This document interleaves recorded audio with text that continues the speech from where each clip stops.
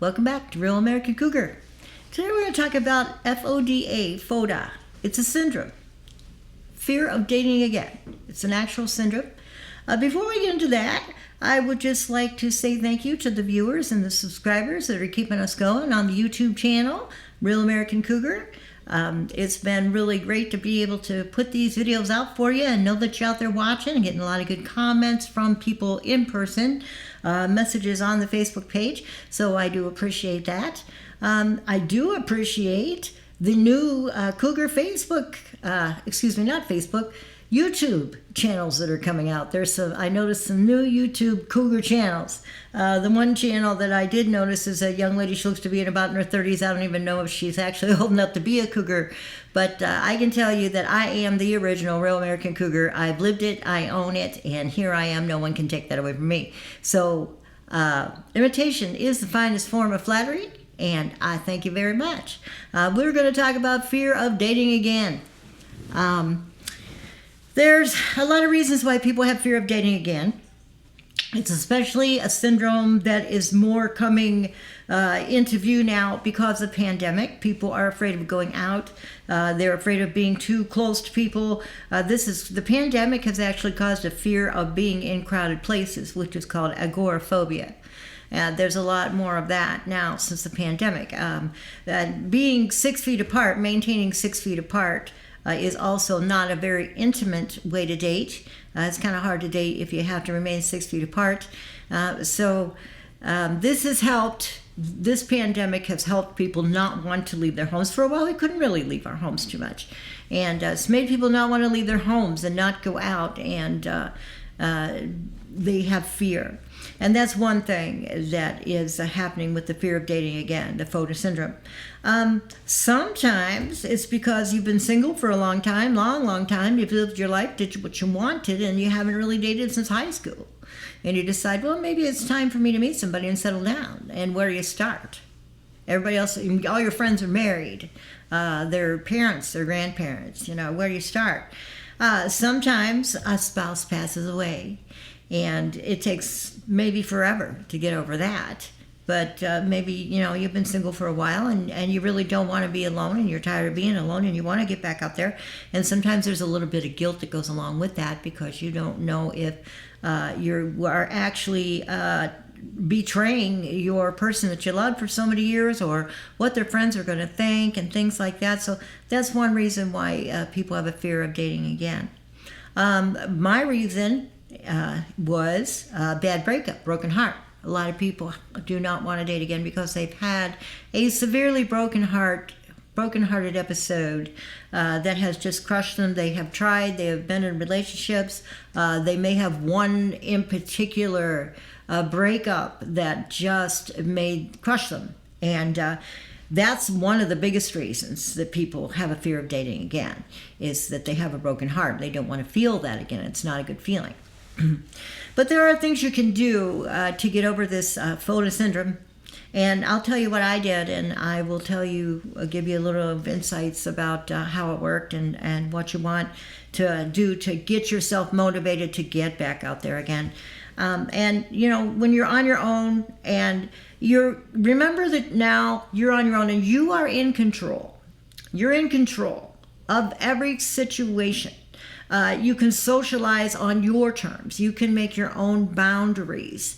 You can make new friends or not. You can hang around with your old friends. You don't have to answer to anybody but yourself. You are responsible. It's very empowering. For me, it was very empowering. In the last year and a half that I've been single, I think that that's probably maybe the first time in my entire life that I actually felt in control of my own life and in control of my own destiny. And that is a very small portion of my life. And when I look at that right now, I think it's a shame because I think I should have took control of my life and made my own decisions and not been such a helper and a fixer. And, if I'd have taken control of my life years ago, I would have lived it in my way. A lot more. Now I'm taking the opportunity to live my life in my way. Regardless, I don't go out of my way to offend anyone or anything, but I can make my own choices. I'm an adult now. I can make adult choices. They are all mine to make. It's very empowering. It's the first time I've had control over my own destiny. I can figure out new ways to react to situations, or even if situations are worth reacting to. Sometimes I can just let it go. Sometimes it's good to let it go. I've learned to choose my battles, and I've learned that my happiness comes first because I am in control, and I can control the situations around me. I don't have to react to everything, and I can put my happiness first. So you're in control now. It's you. It's all about you. Don't feel like you're being selfish. Don't feel guilty, because when you are a single person and you are living your life, it is all about you. I know you love your kids, you love your grandkids, there's other people in your life that you care about, but it's about you. So when it's about you, one thing you can do to help you move in the right direction, if you want to start dating again, some people are perfectly happy remaining single, and that's fine too. But you can figure out what you really want. After you've been through so many things and you look back on your past and you see where you've made mistakes, it's a lot easier to know, okay, this time this is what I'm going to do. This time I'm going to put myself first, and this is what I am looking for. You can decide whether you just want to meet people and have fun. You want to go together with your friends places, stay single and enjoy things as a group with your friends, go out occasionally. For the first most of a year, I didn't go out at all. I didn't hardly leave my house. I didn't go out at all. I was afraid to go out places. I had that fear from having a bad breakup. And I decided there's no way to live. So being lonesome all the time, 24 hours a day, and just thinking about things, was time for me to get out, and at least be in groups with my friends, and go out occasionally with people, not strangers, but people that I had known. Sometimes when you first become single, like I said, you have people, guys crawling out of the woodwork asking you to go out, giving you marriage proposals, all kinds of proposals. You are an adult. Like I said, you can make those decisions. But you are in control, and you can choose how you want to do it. Stay single, go out occasionally. If you're looking for true love, if it happens, you have a better idea of what you're looking for. You don't have to just fall for anybody. If you believe in true love and you're still looking for true love, and I think I'm a believer, I think I'm still looking for love. I'm still looking for a special person to find me special at my age, and being a mature single woman, I'm still looking for someone that's going to find me special. And if that happens, I have a better idea of how I want my relationship to work, how I want the communication to happen, who I want to take an interest in me and listen to what I have to say, be considerate to me, be respectful to me. It is not selfish to require things of people, to require certain behaviors of people, to require people to respect you, to talk to you with respect, to not to call you names, you can easily find what you're looking for, and it's okay to require what you are looking for in a relationship that you feel is going to work better for you. If you feel that it's going to be better for you just to stay single and go hang out here and there or whatever, that's good too. That's good too. Just decide what you really want. If you want to just share interests with people, if you want to be in a club where people get together, they do trivia. There's a lot of places here around town where they get together at certain meeting places, public pubs and things like that. They do trivia nights, things like that. Become part of something like that. Get your feet wet. Go out and have fun. Believe you can. Believe that you can control your life, and believe that you can get back out there, and believe that you can meet people. Act as if. Use your superpower. A lot of good comes from visualization as well. We visualize all the time. We just don't know it. We visualize our worst case scenarios in our head all the time. We visualize our worst case scenarios. So if we can visualize our worst case scenarios in our head, why can't we visualize something great happening to us in our head? So visualize that you're doing what you want to be happy. Visualize yourself as happy. Visualize yourself doing what you want. Visualize yourself going out, having fun, laughing, smiling. Put that smile on your face. Think of memories that made you happy that you can smile about. Or, project that into what you will be doing, what you are doing to have fun, reconnecting with old friends.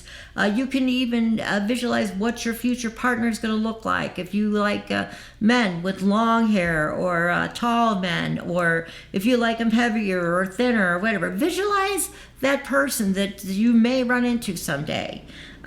Just visualize where you could go, yourself at the beach. That's going to make you want to do those things. That's going to increase your interest in wanting to do those things and thinking more positively instead of visualizing what your inner critic is telling you and visualizing all the worst case scenarios. That is so easy to do.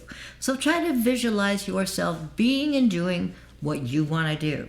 That's going to help you get back out there. Remember, too, especially people that have come from bad breakups, that not everyone is your ex.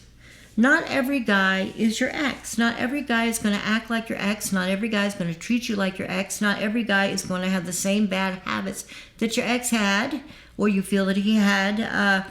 You can't judge people by that. And it's very unfair to hold somebody else responsible for somebody else's wrongdoings.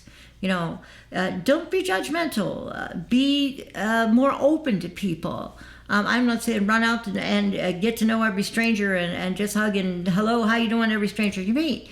But when you do meet somebody, or you do have an older friend that wants to go out, or it's kind of safe to get your feet wet to go out on a date with an old friend that's been around. He's single, you're still single, whatever the case is, however you got there.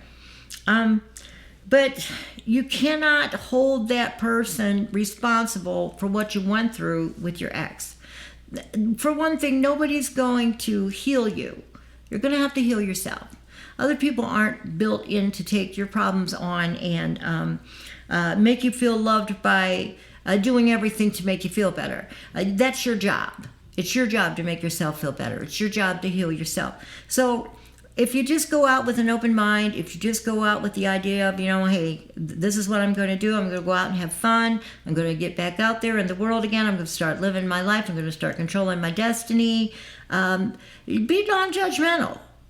There's a lot of good guys still out there. There really are a lot of good guys out there, more than you think. I'm really surprised that I'm even saying that after everything that I've been through.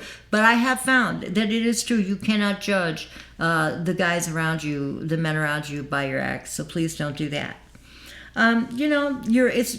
Just be aware that you are free to be what you want, do what you want, be yourself, make your own adult decisions. Let yourself be free to do that. Let yourself to look and see what's around you. For many, many years when you're with somebody, you don't have the opportunity to get out and look around. And sometimes I have the best time when I go places by myself. I go a lot of places by myself.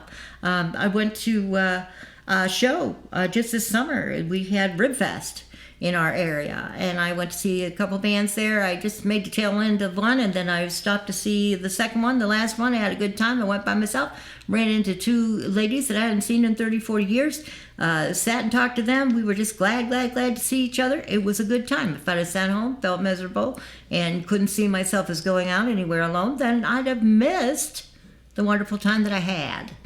So, just take that chance. Get out there. Live your life.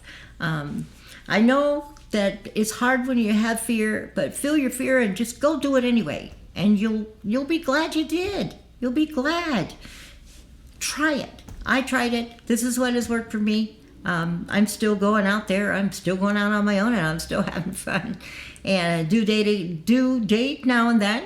I enjoy that because when I do go out, it's something that I plan to do and something I want to do, and it's with someone that I know wants to be with me. So it'll work out. Don't worry about your fear. Don't let your fear stop you from living your life, especially when you're mature and you don't have that many years left to enjoy yourself. Enjoy every minute. Thanks for spending the time with me again today. Do you like my kimono? My longtime friend Debbie, when I was 3 and she was 5, she gave this to me when I went down to visit her, and I just love it. This little kimono. What do you think? I think it's pretty cute. Well, it's very nice to be back with you again. Send me a message on my Real American Cougar, RAC, Mature Culture at gmail.com. Send me a message on the Facebook page. Thank you for watching. Thank you for subscribing. Give me a like if you like it. If you don't like it, give me a don't like. See you next time. Peace out.